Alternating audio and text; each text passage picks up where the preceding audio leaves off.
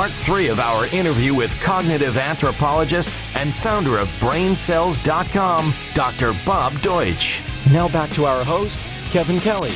On the BuzzBubble. What do you think the big idea stands today? And it may be a bit of heresy for me to say, but I don't think it's... part of me feels it's there because it always has been there. You know, Days of Mad Men, you know, we came up with the tagline and we based our entire, everything, the campaign, the TV, the print, and now social, on this big idea. And I'm not throwing it out the window, but I just question why it hasn't changed in 40 years. Your brand statement, the tag, you know, everybody pitches, they get their tag, let's go, let's do executions on the tag. Yeah. Is it still as alive and well as it was? Is it still as valid as it was? And is there a reason it's been around for forever? Well, there's nothing like a good idea. Agreed. Period. Right? Agreed. Right. That's everlasting. Right. That. Ideas are everything, yes.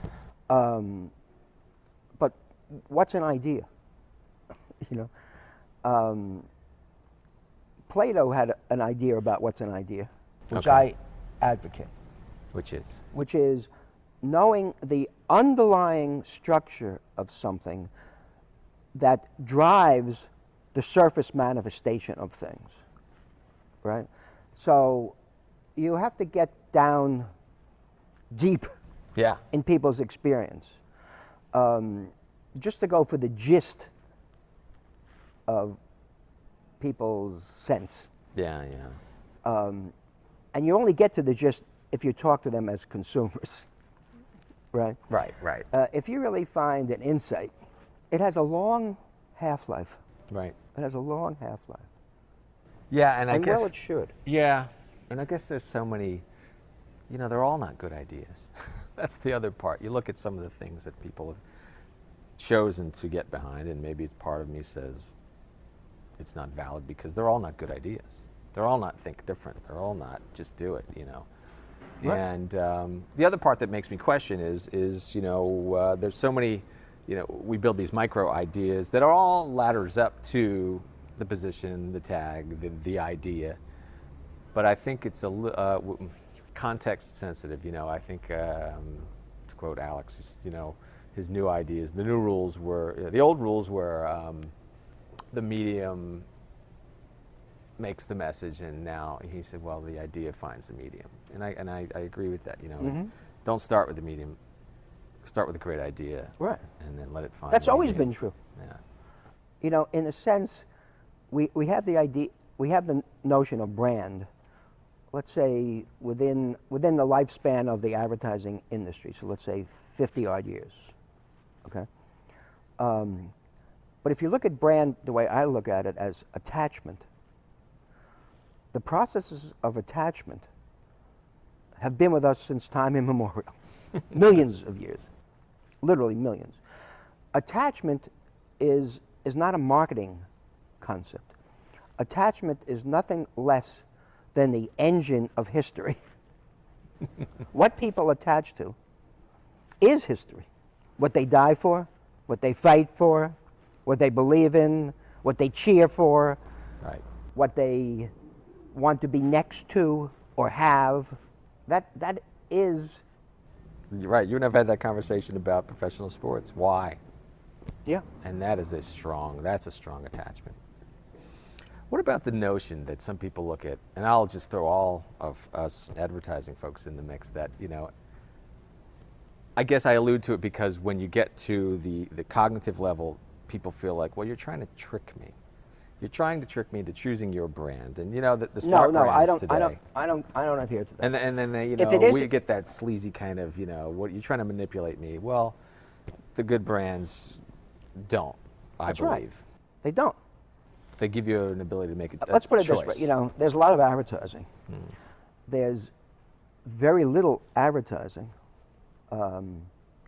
that makes culture. Right. Right? That's what really we're talking about. Right. The cultural icons that come out of brands. But I'll give you a more mundane example of, I think, how an insight could lead to a good idea that both sells product and uplifts people. Okay. Okay? Perfect answer. If In that's where we're going. a very mundane example. Okay. So I was once doing work for a soap company. Okay? Went around U.S. talking to women of all ages. Very big project in that sense. And after the work, I came to the CEO and I wrote on a piece of paper right in front of him the letters S-E-D. And I gave it to him. And said, well, here's my report. That's my insight. I expect my check tomorrow. Right? So he smiled and quizzically. I bet. S-E-D. Listen up. If people want to be clean, thank you, they know how to be clean. They don't need you to tell them how to be clean. In the current context of the world, and we'll talk about the current context in a second, what people really want is the experience not only of feeling clean, but more importantly, of feeling cleansed. C-L-E-A-N-S-E-D. Because everyone feels so put upon now, so harried, Yeah. so thwarted. And he responded immediately, from my point of view, of course, to his credit. And he said, that's not only going to change our advertising, that's going to give us a reason for internal branding. It's going to give people who work here a reason to work here. Which is very much important. We preach that all the time. Yeah. Start your brand on the inside out. Yeah. But, when you have a good idea, it has to there's no such thing as an absolute good idea. A good idea has to fit into a context. Sure. Now, contexts don't change very often. Right. I would say the context we're in now, the world is in now. I call it the world of two, T-O-O. Okay, it's like and. Meaning too fast, too complex, too competitive. And you hear that story all over the world relative to people's own experience. Okay. I hear those stories, too fast, too complex, too competitive. In New York, I hear it in Port Moresby. Now, it's relative to their own experience. Right. There's your But it's still the context. same narrative. Yeah. Okay? And you hear in those stories, you hear some fascinating things. One is the context today is filled with paradoxes. That's tough to live in that world. Right. Here's a quote from a woman in Kansas City. So I'm in a group discussion with her and others, and she hasn't said a word in 2 hours. But we're talking about the current context of the world. And then she sort of half raises her hand, hesitantly, Right.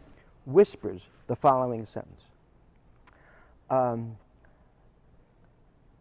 Things are always advancing, getting better, sometimes for the worse.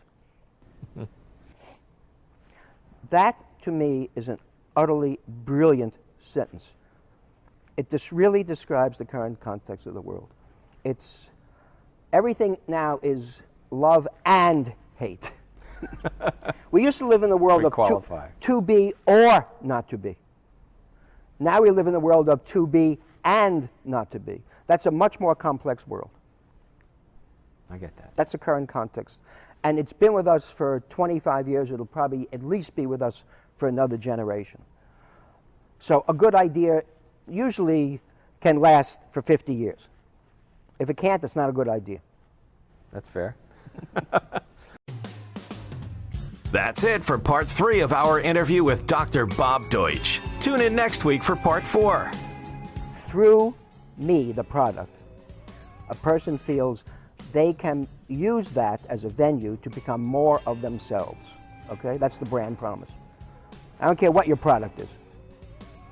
My image of that process is the yellow brick road in The Wizard of Oz. Those characters, they traveled that yellow brick road to discover their own nature. Next week on the BuzzBubble.